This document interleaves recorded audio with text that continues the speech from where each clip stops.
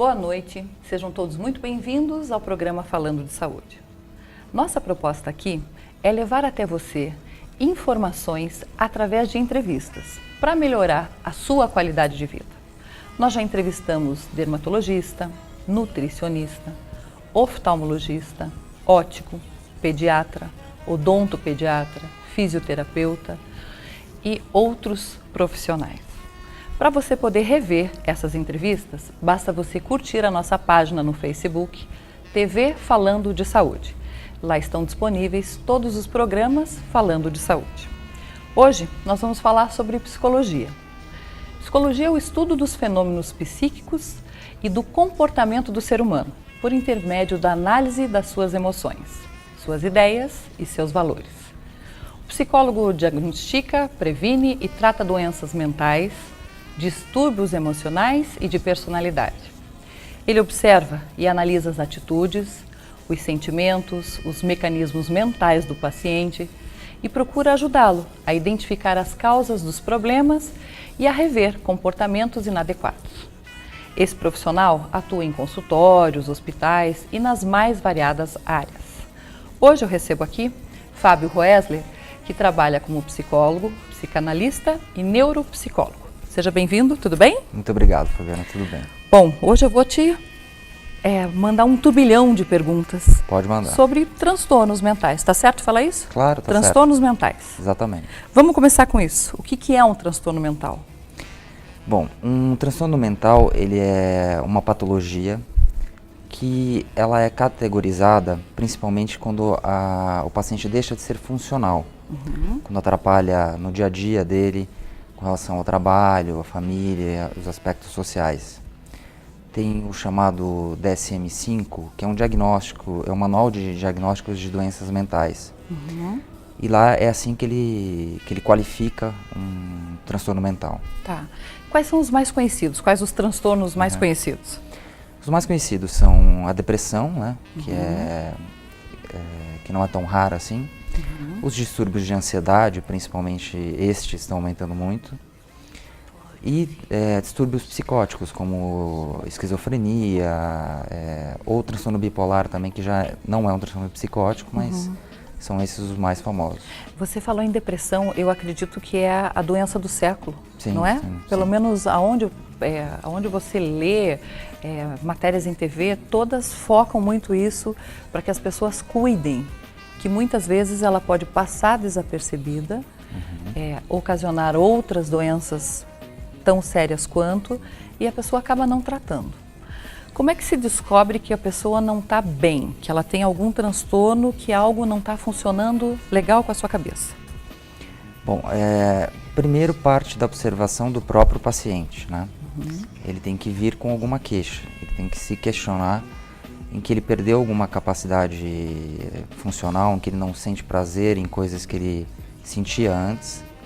E também pela família, no caso de crianças ou idosos, que notam que o comportamento mudou, que o paciente está mais triste, mais ansioso. E com relação à depressão, tem aspectos sintomas depressivos, que às vezes, como você falou, eles passam despercebidos, né? Tá. Porque a depressão, como quase todos os transtornos mentais, ela começa aos poucos e vai evoluindo. E daí algumas pessoas confundem esse agravamento da doença com uma mudança da personalidade do paciente, que não é o caso. Tá. Depressão pode ser considerada uma doença. Sim, sim. É uma doença. É uma doença. E tem tratamento. Tem tratamento. Como que se trata depressão? Só com remédio ou consegue ir no divã, conversando? Como é que é? Bom, a depressão é tratada principalmente hoje em dia com psicoterapia e com medicações. Tá. Quais medicações? São antidepressivos da linha de ISRS. O que quer dizer isso? São inibidores seletivos de recaptação de serotonina. A gente sabe em termos biológicos que a depressão está ligada a um desequilíbrio serotoninérgico. Na psicoterapia, o paciente vai discutir questões existenciais dele, ou seja, questões mentais ou relacionadas a afeto, e também ao comportamento, né? Um comportamento que ele, geralmente, ele fica muito cansado em atividades que ele desenvolvia normalmente, ele tende a ter hipersonia, dormir mais, ou hipossonia, que não consegue Não dormir, dorme. Uhum. e outros tipos de... Então, assim, os sintomas mudam de pessoa para pessoa, não tem uma regra? Não tem uma regra.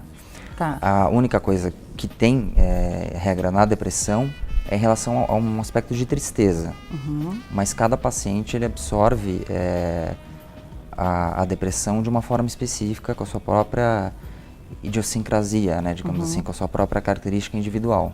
Tá. Né? As pessoas que já passaram por esse quadro depressivo normalmente relatam que a depressão vai e volta. Por que isso? Porque a depressão, às vezes, ela é mal tratada, né? Digamos assim, mal tratada no sentido de o tratamento não foi até o fim, né? No caso de tratamento medicamentoso, eu falo muito disso porque eu trabalho numa clínica de neurologia, então eu trabalho junto com os aspectos médicos e psicológicos. Certo. Então, às vezes, o paciente ou o próprio psiquiatra ou neurologista tenta retirar a medicação muito rápido. Ou o paciente desiste da terapia muito rápido, antes que haja uma cura ou uma melhora significativa. E aí ela tende a voltar. Entendi. Né? Não era a hora ainda de parar. Não era a hora ainda de parar. A gente está falando aqui da famosa pílula da felicidade. Porque você sabe que ela tem apelido já, né? Sim. As INA da vida tem esse da pílula Sim. da felicidade. É possível que a pessoa fique dependente química desse remédio para o resto da vida? Não, antidepressivos eles não viciam. Não dão dependência? Não. Tá. O que faz com que o medicamento seja considerado viciante? Então são 3 aspectos. A questão do paciente sofrer uma síndrome de abstinência com a retirada do medicamento. A questão dele não conseguir obter o mesmo efeito que ele recebia antes com a mesma quantidade. Então ele tomava 20 miligramas e ficava bem. Ele tem que ir aumentando para 30, 40, 50. Entendi. E a questão da fissura mesmo, apesar de parecer um termo não técnico, mas o termo é esse mesmo. Então, por exemplo, clonazepam, que é o Rivotril, é um remédio que vicia, porque é um benzodiazepínico, ou o Lexotan, aí esses viciam, né? Mas esses não são usados no tratamento de depressão. Tá. Então o antidepressivo não vicia, ao contrário, tem estudos que comprovam que o hipocampo, que é uma região cerebral muito ligada à questão da memória, ele é preservado com o uso de antidepressivos. Tá, com o uso do remédio correto. Sim, claro. Tá. É possível tratar a depressão com remédios caseiros? Por exemplo, suco de maracujá, essas dietas caseiras que se oferecem ou não? Não, o suco de maracujá ele é indicado principalmente para questões de ansiedade. Mas para a depressão, existem algumas ervas, alguns fitoterápicos que são usados, mas pessoalmente eu não acredito na eficácia deles, porque não existem estudos científicos que comprovam, randomizados, duplos cegos, que corroborem a ação deles. Tá. Eu acredito na chamada alopatia mesmo, né? Porque o resultado é muito mais eficaz, Sim, muito mais rápido, pelo menos, né? Fábio, criança pode ter depressão? Pode. Pode e é muito mais comum do que a gente imagina. Muito mais comum e muito mais difícil de se diagnosticar. Porque às vezes os pais confundem a questão da irritabilidade da criança com uma questão pessoal dela, ou algo está acontecendo na escola. E na verdade é um sintoma depressivo. A gente fala em depressão e pensa só em tristeza, pensa só em anedonia, que é aquele cansaço físico que o paciente tem, mas também irritabilidade e pouca aceitação de aspectos que rejeitem alguma coisa para ela. Então ela quer ir no shopping e não levam, ela entra em pânico ou começa a gritar. Uma birra fora do normal. Uma birra fora do normal. Pode ser um sintoma. Pode ser um sintoma, mas tem que estar agregado a outros como apatia, falta de interesse no ambiente, tendência a ficar mais reclusa. Tá. E outros sintomas mais. Assim como eu perguntei de criança, tem que te perguntar se idoso. Idoso também. Aliás, Sim. é super comum, não é? Sim, é super comum.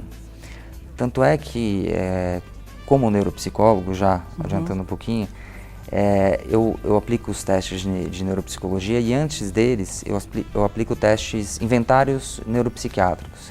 que captam depressão e ansiedade.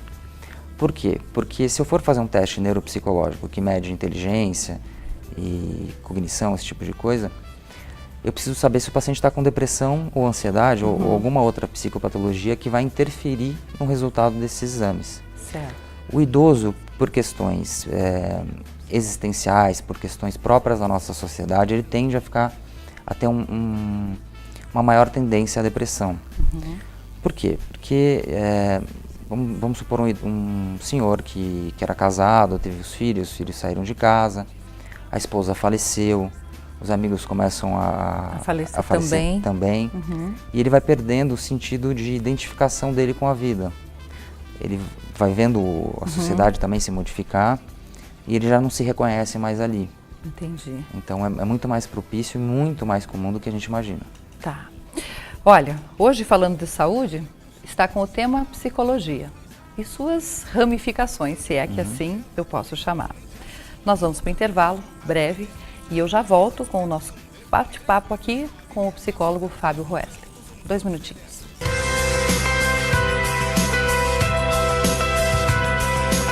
Falando de saúde está retornando e hoje o nosso entrevistado é o psicólogo Fábio Roesle. Tem uma pergunta para te fazer que eu não sei se tem diferença, mas eu gostaria de saber. Tem diferença entre fobia e pânico? Tem sim. As fobias, em geral, todas as fobias, elas são caracterizadas por um medo excessivo a alguma coisa externa a nós. Por exemplo, medo de andar de avião, medo de altura ou medo de elevador, por exemplo. Tá. O pânico, ou a síndrome do pânico, ou o transtorno de pânico, ele é um transtorno de ansiedade que ele é muito forte, é uma crise de ansiedade muito forte que dá sem nenhum elemento externo. Então, por exemplo, a gente está aqui falando sobre saúde e o ambiente aqui não tem nada de assustador, não tem nada que nos deixe apavorados. Certo. E de repente você tem um ataque de ansiedade sem nenhuma razão. Tá, mas o que eu sentiria, por exemplo, se eu tivesse um ataque de pânico? Tá. Uma vontade desesperadora de sair daqui? É isso? Alguns pacientes sentem vontade de ficar isolados. Tá. Mas o principal sintoma é assim, falando em termos neurológicos até, existe uma região cerebral chamada amígdala, que ela controla a questão do medo e de ansiedade. Então ela manda um sinal para a hipófise, que é outra região cerebral, que manda um sinal para as glândulas suprarrenais, aqui em cima dos rins. Certo. Essas glândulas que soltam adrenalina. Então sabe quando você toma um susto e vem aquele negócio aqui no peito? Isso é um jato de adrenalina que foi jorrado muito rapidamente. Imagina o pior susto que você já tomou na sua vida. Multiplica ele por uns 10 e você ficar sentindo isso por 15, 20 minutos. Nossa, é apavorante mesmo. Sim, é apavorante. Então, o que a adrenalina excessiva faz no corpo? Você fica com a mão gelada e às vezes formigando, porque ela é uma vasoconstritora de membros periféricos. Você fica com uma maior quantidade de sangue e oxigênio na região torácica e na região cerebral, porque é um processo de luta e fuga. Tem até uma explicação evolutiva disso, né? Que quando éramos hominídeos ou neandertais ou coisas assim, a gente tinha que ter um comportamento de luta ou fuga. A gente, por exemplo, estava numa caça e aparecia um animal que a gente via que não ia conseguir matá-lo para se alimentar. Então a gente tinha que correr, era a fuga ou a luta. E esses mecanismos, eles favorecem a ação fisiológica de você correr, de ter mais resistência, a pupila dilata. Você fica realmente no estado de luta e fuga. Mas é o pior. Pessoalmente eu já tive pânico. E é a pior sensação que eu já senti na minha vida. Assim. E para ambos os casos tem tratamento, tanto para fobia quanto para pânico? Sim. Só que em termos medicamentosos não há tanta diferença, são tratados também com antidepressivo, como a depressão, só que também se utilizam alguns medicamentos como Rivotril e clonazepam na hora que o paciente vai ter a crise, porque isso é a única coisa que vai controlar o ataque em si. Em termos psicoterápicos, quais são as diferenças? Uma fobia você faz, em termos psicanalíticos, você faz um trabalho de interpretação, de volta ao passado. Em termos comportamentais, que é outra linha, que é muito usada para fobia, a gente faz o que a gente chama de dessensibilização sistemática. O que é isso? A gente vai aproximando o paciente àquilo que ele tem, ao objeto fóbico dele. Então, se ele tem medo de elevador, a gente faz com que ele vá imaginando coisas, situações em que ele está próximo ao elevador, a gente mostra fotos, a gente depois faz um trabalho de acompanhamento terapêutico, de chegar perto de um elevador para que ele se aproxime, e assim, até que ele se sinta capaz de entrar no elevador. De entrar no elevador. Até que o final, você coloca o paciente dentro e ele sai, sem nenhum descer nem subir nenhum andar. Certo. Aí ele desce um andar e assim a gente vai aumentando a graduação até que ele consiga andar de elevador. Perder esse medo. Sim. Tá. Fábio, o que é TOC? TOC é o transtorno obsessivo compulsivo, né? O que caracteriza a pessoa saber que ela tem TOC? Manias e rituais específicos e característicos, como mania de limpeza. Mas quando eu digo mania de limpeza, eu digo aquela pessoa que lava a mão 40 vezes por dia, que chega a ficar com a mão assada de tanto lavar, que demora 2h30, literalmente, no banho. Pessoas que usam luvas, às vezes, para te cumprimentar, que limpam a casa 5 vezes por dia. Essa é a dimensão da limpeza, né, que a gente chama. Existem várias dimensões. Tá. Existem os de organização, que, por exemplo, os copos aqui eles não estão numa linha reta, então ele fica aqui ajeitando. Tudo tem que estar numa sincronia. Numa sincronia. E é engraçado que, por exemplo, tem 2 pacientes famosos que têm TOC, né? O Roberto Carlos, cantor, e o Beckham, jogador. Que diz que Qual é o TOC deles? Vamos fofocar. É de organização também. Também?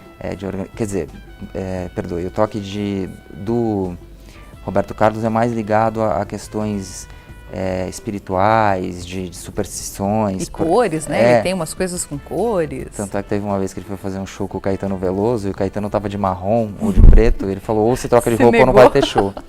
Isso é um TOC? Isso é um TOC. Eu já ouvi falar de pessoas que têm mania de ficar trancando e abrindo, fecha e abre a porta várias vezes. Isso também é um comportamento de repetição e ritualístico, né? No que isso pode ser prejudicial para a pessoa? Pela quantidade de vezes que ela faz, é isso? Sim, pela quantidade de vezes e pela questão funcional, porque ela, diferente da psicose, que a pessoa acredita nas alucinações, o paciente que tem TOC, ele sabe que aquilo que ele está fazendo não tem cabimento, não tem lógica, mas ele não consegue fazer porque ele pensa que algo muito horrível pode acontecer se ele não checar a fechadura 12 vezes. E sempre tem um número específico. Quando eu trabalhei no Hospital das Clínicas da USP em São Paulo, no ProTOC, tinha um paciente, por exemplo, que ele não aceitava o número 5. Se você morasse na casa 50, ele não ia na sua casa. E eu escrevia na minha mão o número 5 e fazia ele ficar olhando. Você via ansiedade nele, ele começava a ficar pálido, ansioso. Chegou a ter um episódio cômico que eu sofri um acidente de carro e quebrei a mão. Só que eu sou destro, escrevi na minha mão esquerda o número 5 e mostrei para ele. E não fui na outra sessão, que era grupal, né, era em grupo, e tinha uma outra psicóloga junto. E ela falou, não, o Fábio sofreu um acidente, quebrou a mão, ele vem na próxima. Aí ele já ligou com o número 5. Com o número 5, e a sorte foi que eu tinha quebrado o braço direito, então ele não fez o que a gente chama de... Não deu para ele associar com isso. Como é que trata isso? Como é que trata o TOC? Como é que você consegue fazer com que a pessoa perca essa mania de repetir seguidamente tal ação? Também é um tratamento medicamentoso e também é um tratamento psicoterápico que envolve relações inconscientes pela parte da psicanálise, mas também em aspectos comportamentais é um pouco parecido com a questão das fobias. Então, nesse aspecto de sujeira, por exemplo, teve uma vez que uma das terapeutas que trabalhava com a gente no ProTOC, ela chegou e passou o dedo assim no chão e colocou na boca. O paciente que tinha mania de limpeza entrou em choque, assim. Só que você vai acostumando ele a vivenciar essas situações. É como um sujeito que começa a estudar medicina e ele nunca viu um cadáver. É a primeira vez que ele vê, e depois aos poucos ele vai se acostumando àquilo. O paciente que tem um toque relacionado à sujeira, ele tem que aos poucos ser introduzidos em ambientes não tão limpos assim. Tá. E daí ele vai perdendo. Até ele se sentir mais tranquilo. Tem cura? Todas essas patologias que a gente falou? Ou você consegue somente amenizar esses sintomas? Então, o toque, pessoalmente, eu não acho que tenha uma cura completa, né? Porque alguma coisa ou outra, a gente pode controlar o comportamento do paciente. Certo. Ele pode deixar de checar a porta, mas ali na hora que ele trancar a porta, vai vir na cabeça dele que ele gostaria de trancar as 12 vezes que ele costumava fazer. Entendi. Entendeu? Ele pode até aprender a viver sem ela, mas no fundo ainda está lá. Essas patologias têm um fundo por que elas acontecem ou não necessariamente? Podem aparecer do nada?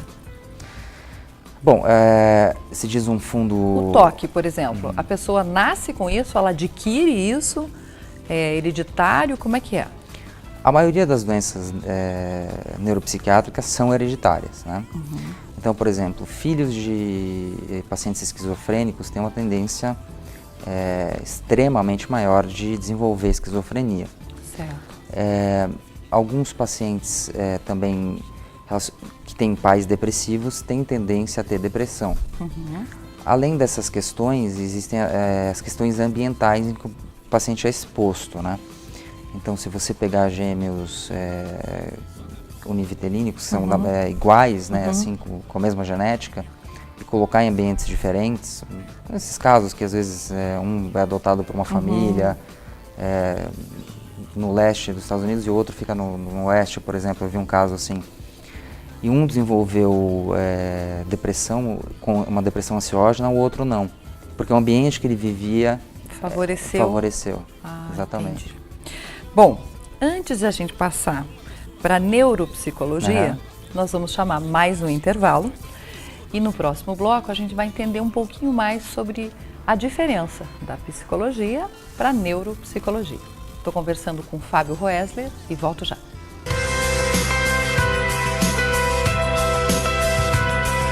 Estamos retornando e hoje o nosso papo aqui é sobre psicologia.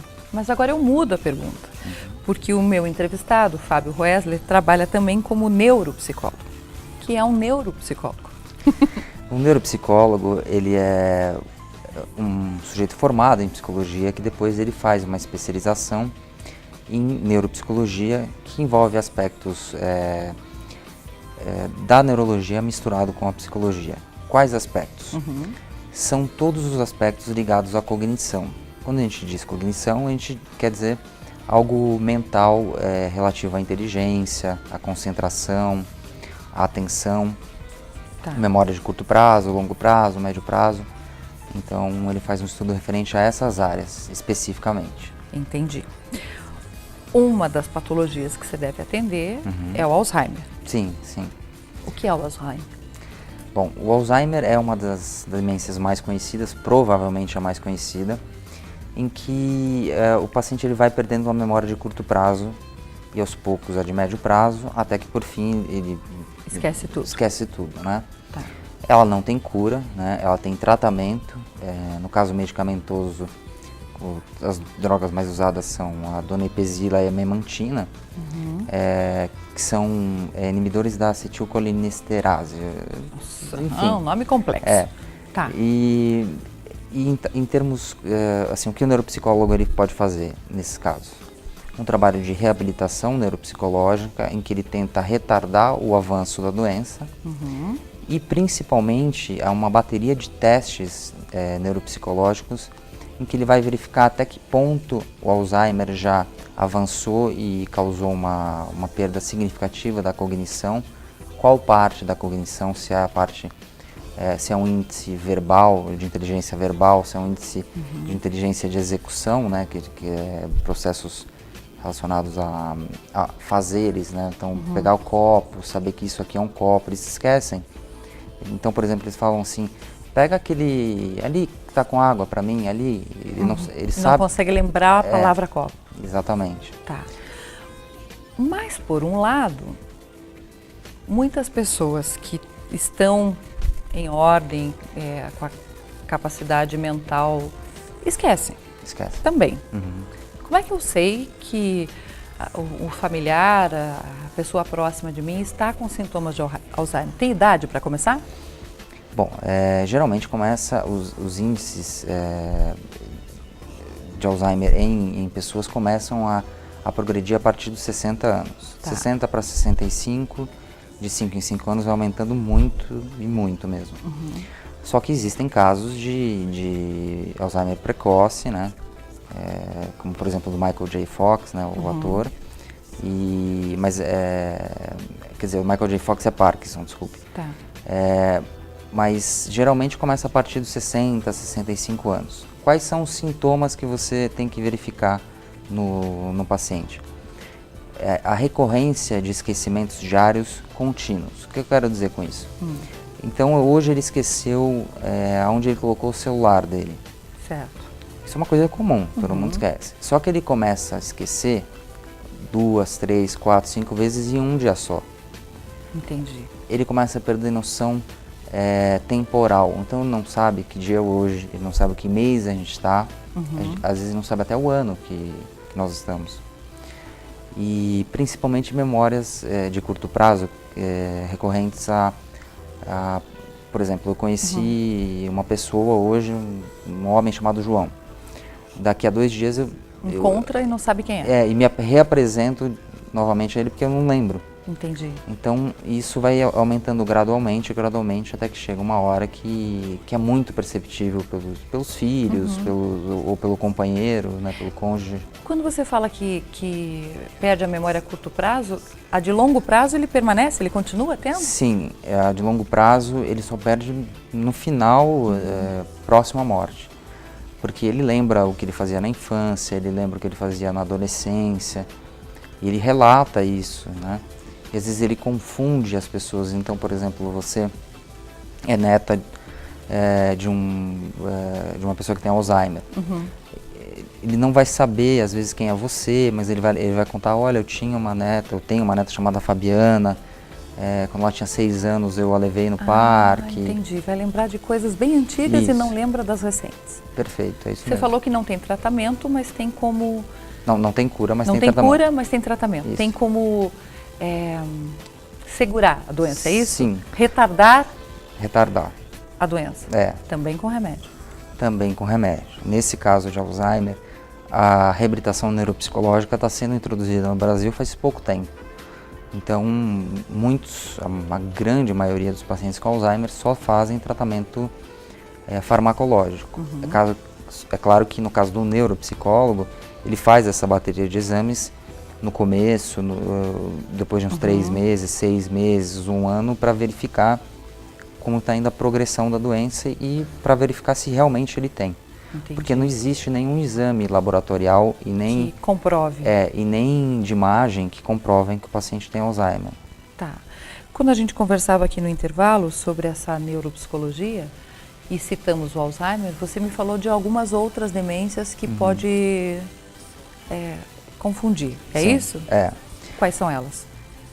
Existem demências frontotemporais. O que eu quero dizer com isso? É uma região do cérebro que frontal, né, a parte da testa principalmente, que não é um Alzheimer, mas que tem sintomas bem parecidos com Alzheimer. Tem uma infinidade de outros tipos de demências, mas elas são caracterizadas como demências em si. Tá. A gente pode, como elas são doenças neurodegenerativas, até o Parkinson, por exemplo, não entra como uma demência, mas o que eu quis dizer com isso é que existem outros processos que levam a uma neurodegeneração e que inclui sintomas muito parecidos com Alzheimer. Tá. Então nem sempre é Alzheimer, por isso é importante uma avaliação. Sim. Mesmo que a pessoa esteja esquecendo essa memória a curto prazo, esteja com essa memória a curto prazo danificada e a outra não. Sim. É isso? E é isso. Complexo, mas é difícil, né? Bom, a gente falou de Alzheimer, falamos de toque, falamos um pouco de depressão, falamos um pouquinho sobre fobia e pânico. Qual é a doença que mais apresenta hoje características severas e avançadas que você percebe na clínica? Que a pessoa chega e fala, ou relatam para você que começou pequeno e a explosão foi muito rápida. Transtornos de ansiedade em geral. Eu moro em São Paulo, capital, né? E essa cobrança, não só em São Paulo, mas em qualquer outra cidade, de você ser o melhor, de você ter que estudar, trabalhar, ser pai, ser mãe, ser um ser quase perfeito, isso gera, na maioria dos pacientes, uma ansiedade crescente. Então, o que eu mais vejo na clínica são transtornos de ansiedade, como, não tanto fobias, mas síndrome do pânico, ou estresse, né, coisas nesse sentido. Anti-ansiolítico é diferente de antidepressivo. Sim. Qual é a diferença? Na verdade, o antidepressivo, ele é usado para doenças que têm fundo depressivo, obviamente, e também para doenças que têm fundo ansiógeno. Então, para transtorno de ansiedade, você usa antidepressivo. Para depressão, você usa antidepressivo. Para toque, você usa antidepressivo. Para quase tudo. Tá. A maioria deles, hoje em dia, são esses inibidores seletivos de recaptação de serotonina, mas existem os duais, que são, por exemplo, que atuam com noradrenalina também. Existem aqueles que trabalham com a dopamina, mas os mais usados são para serotonina. Tá. Quando você fala de ansiedade, a maioria das pessoas se queixam que a ansiedade gera outras consequências. Uma delas, a obesidade.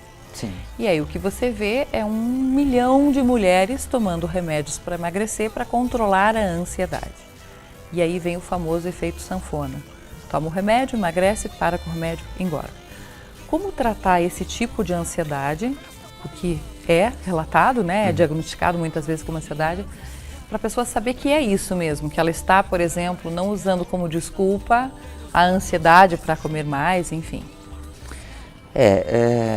Assim, a questão da ansiedade, os pacientes que começam a sentir muita ansiedade, eles tendem naturalmente a se alimentar de alimentos calóricos, mais calóricos, como doces, porque isso aplaca, eu não sei explicar neuroquimicamente por quê, mas você comer um chocolate, uma coisa assim, aplaca um pouco a ansiedade. E como que ela sabe se ela tem um transtorno de ansiedade ou se ela come por causa de... Compulsivamente? Compulsivamente. Ela tem que observar, isso tem que ter um começo, então ela tem 30 anos de idade. Até os 30, ela não tinha esse processo de se alimentar muito, de querer emagrecer muito. E depois de um tempo ela começa a desenvolver esses sintomas de ansiedade que dão insônia, tremores, aumenta da frequência cardíaca, né, o coração, aquelas palpitações. Então tem que ter um começo, uma história com uma anamnese, né, em que a gente faça, em que haja um começo, em que ela não tinha antes e mudou. Entendi. Bom, eu estou conversando aqui com o psicólogo Fábio Roesler. A gente já citou algumas patologias diferentes, mas no próximo bloco eu vou entrevistar o escritor, porque ele está aqui hoje também lançando um livro. 2 minutos e a gente já volta.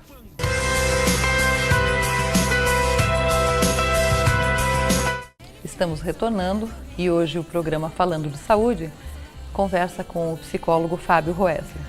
Mas esse último bloco a gente vai falar um pouquinho do livro, Personagens ou Pacientes? Por que essa ideia de escrever um livro? Bom, essa ideia, eu já tinha bastante tempo, né, a ideia de escrever um livro. Eu gosto muito de escrever. Eu tenho uma poesia publicada que foi quando eu tinha 18 anos. E na verdade esse livro saiu de um pedido do próprio Dr. Taki Athanasios Cordas, que é um psiquiatra muito famoso em São Paulo, que ele é o diretor do ambulatório de transtornos alimentares da USP. E num jantar desses ele falou que estava escrevendo um livro, eu citei alguns, que misturava literatura com psiquiatria. E aí ele me pediu para um dos livros ninguém estava escrevendo, que é o Fragmentos de um Discurso Amoroso. E ele pediu que eu escrevesse, eu fiquei surpreso na hora, claro. E depois de uns 3, 4 meses eu consegui entregar um texto, um capítulo curto. Mas foi bem interessante e acho que foi legal. Do que se trata? Qualquer pessoa leiga pode ler e vai entender? Sim, sim. É um livro para leigos, não é um livro para classe médica, nem para psicólogos, nem psicanalistas. Tá. Porque o que ele propõe? Ele propõe uma leitura de personagens literários ou do livro em si, à luz da psiquiatria, da psicanálise ou da psicologia em geral.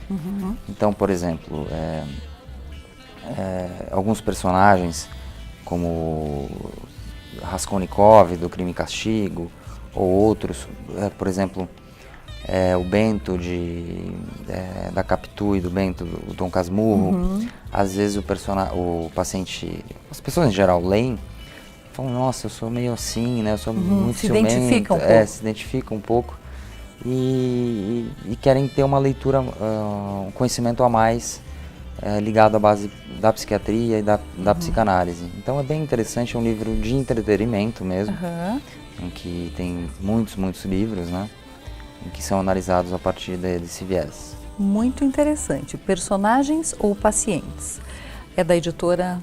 É da Artmed, né, do grupo A da Artmed, que é uma editora do Rio Grande do Sul, que costuma lançar só livros relacionados à medicina e à psicologia, né? Ok. Para você adquirir o seu depois, você pode entrar em contato com o Fábio ou direto com a editora, sim. Porque aqui em Ponta Grossa a gente ainda não tem disponível, né? Ele foi lançado há pouquíssimo tempo, né? Então na Grande São Paulo ele já se esgotou. Eu sei que tem aqui numa loja em Curitiba, mas você pode comprar pela internet, né? No site da Artmed, e daqui a pouco já deve estar chegando nas livrarias daqui. Já deve estar próximo, né? Sim. Fábio, para a gente terminar esse papo, eu queria um conselho do psicólogo, do psicanalista e do neuropsicólogo do que se deve fazer para tentar manter a mente sã. Tem uma dica? Tenho. Faça análise, faça psicanálise, porque o próprio Freud falava isso, que é muito difícil você explicar conceitualmente o que é uma análise. Se você não fizer uma, você nunca vai entender o que acontece ali.